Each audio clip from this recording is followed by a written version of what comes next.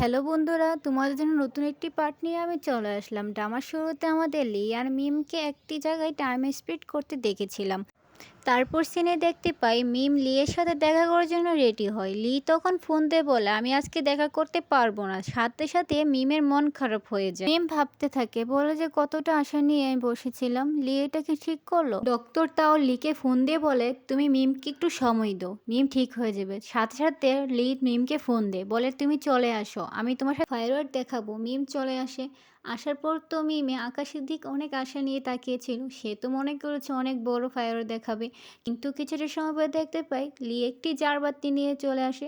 মিম তো রেগে বলে এটা কি এনেছো তুমি। লি বলে যে এটা তো সুন্দর না, এটা তো চলে, এত টাকা খরচ না করে গরিবদের সাহায্য করে তো চলে। মিম বলে ওকে। মিম যখন ওইটা নিতে চাই, লি বলে যে এটা কেন, আগে এটা শেষ হোক তারপর আরেকটা আমরা ব্যবহার করব। এটা অযথা নষ্ট করে লাভ আছে তুমি বলো। মিম রেগে বলে যে তুমি এত কিপটে কেন। পরের সিনে দেখতে পাই লি একটি স্বপ্ন দেখছিল, যেখানে তার মা তাকে একই খাবার প্রতিদিন দিচ্ছিল, যে সে খেতে একটু ভালো লাগতো না। স্কুলে টিফিন টাইমে একটি মেয়ের সাথে সে সবসময় খাবার খেতে বসতো, যে মেয়েটা তাকে সবসময় খাবার ভাগ করে খেত। লি তা কল্পনা করে ভয় পেয়ে ওঠে। লি ডক্টর সোকে কল করে, বলে যে আমি মেয়েটাকে এখনও খুঁজে পাই না। ডক্টর সো বলে যে তুমি মেয়েটাকে খুঁজে পাবে, তুমি চিন্তা করো না, আমি দেখছি এদিকে কী করা যায়। পরের সিনে আমরা দেখতে পাই যে মিম তার ফাউন্ডেশন দিয়ে কেয়ার হাতে লাগিয়ে দেয়। তারপর সিনে আমরা দেখতে পাই যে মিম একটি ইন্টারভিউ দিচ্ছে, যেখানে মিডিয়ার লোক তাকে বলে যে তুমি কি ফাউন্ডেশন বানাও, এটা কি লি বানাতে পারবে না। মিম বলে যে এটা অসম্ভব, আমি ছাড়া এটা কেউ পারবে না, আর লিকে দিয়ে তো আশা করা যায় না।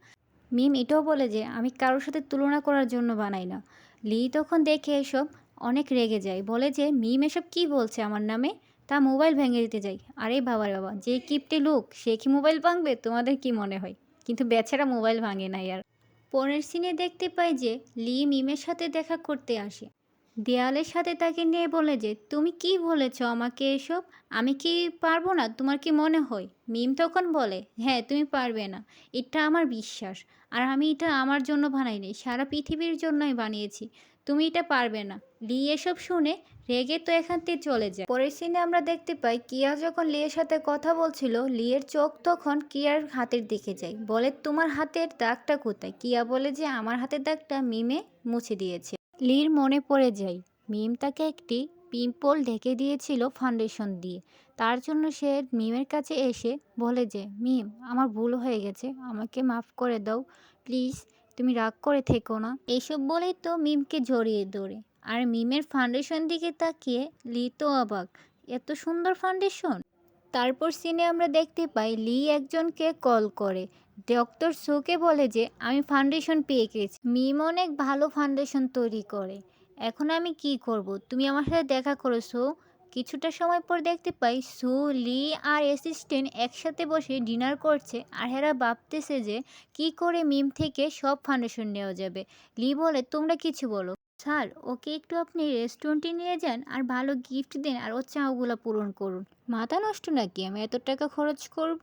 সো বলে যে তুমি চেষ্টা করতে পারো লি, এসব করে তুমি মিম থেকে ফাউন্ডেশনটা নিতে পারবা। লি বলে ঠিক আছে আমি করব। সো বলে স্যার কথাই তো আসলেন। ডক্টর সু বলে মিম যা যা পছন্দ করে তা সব করবা, যাতে মিম কিছুই বুঝতে না পারে। তারপর সিনে দেখতে পাই লি মিমের জন্য রেস্টুরেন্টে অপেক্ষা করছে। মিম যখন আসে মিম আর লি, মিম তো অবাক। মিম যখন ওইদিকে তাকিয়ে দেখে তিনটি টেডি, অনেকগুলো গিফট। মিম তো বলে এগুলা কি আমার জন্য। লি বলে এই সবগুলা তোমার জন্য, তোমার কি পছন্দ হয়েছে। মিম তো অনেক খুশি, বলে সত্যি আমার জন্য। লি তো মিমের জন্য খাবার অর্ডার দিই, তা চলে আসে। আর লি বলে যে তুমি দেখো তো তোমার খাবারগুলো পছন্দ হয়েছে। মিম তো অবাক হয়ে গেছে, এত দামি খাবার আবার আমাকে বলছে পছন্দ হয়েছে কিনা। লি বলে যে তোমার জন্য আরেকটি সারপ্রাইজ হয়েছে। মিম বলে আবার আরেকটি। কল দে বলে যে স্টার্ট। সাথে সাথে আমরা দেখতে পাই ফায়ারওয়ার্ক দেখে মিম তো অনেক খুশি হয়ে যায়। তোমার কি পছন্দ হয়েছে এসব। মিম বলে অনেক পছন্দ হয়েছে, তুমি কি বলো। পরের সিনে আমরা দেখতে পাই মিম আর তাও একসাথে বসে কথা বলছিল। মিম বলে আমি লিকে ঠকাতে চাই না, আমি লিকে পছন্দ করি না, কিয়ার সাথে রাগ করে আমি লিয়ের সাথে সম্পর্ক জড়িয়েছি, এখন আমি কি করব বুঝতে পারছি। তাও বলে লি ছেলেটা অনেক ভালো, তুমি ওকে ঠকায়ও না। লি বলে কি বলো। পরের সিনে আমরা দেখতে পাই ক্রিয়া মিমের চেহারে আঠা লাগিয়ে দিচ্ছিল। কিছুটা সময় পর কিয়া মিমকে এসে বলে, হ্যালো মিম, কেমন আছো? আমাকে রেডি করে দাও। মিম বলে ওকে। মিম যখন উঠতেই যাচ্ছিল কিন্তু সে উঠতে পারছিল না। কিয়া তো তা দেখে হাসতে থাকে, বলে তুমি কেন উঠতে পারছো না? তারপর সিনে দেখতে পাই মিমে একটি উষ্টা খেয়ে পড়ে যায়।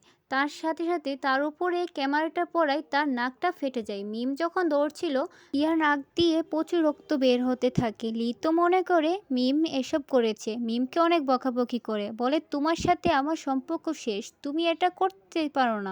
মিমের তো অনেক মন খারাপ হয়ে থাকে আর কান্না করতে শুরু করে। পরের সিনে আমরা দেখতে পাই হসপিটালের সিন, যেখানে কিয়া রাগারাগি শুরু করে। লি আসার সাথে সাথে সে তো পিছনের দিক ঘুরে যায়। সে বলে, কেন এসেছো?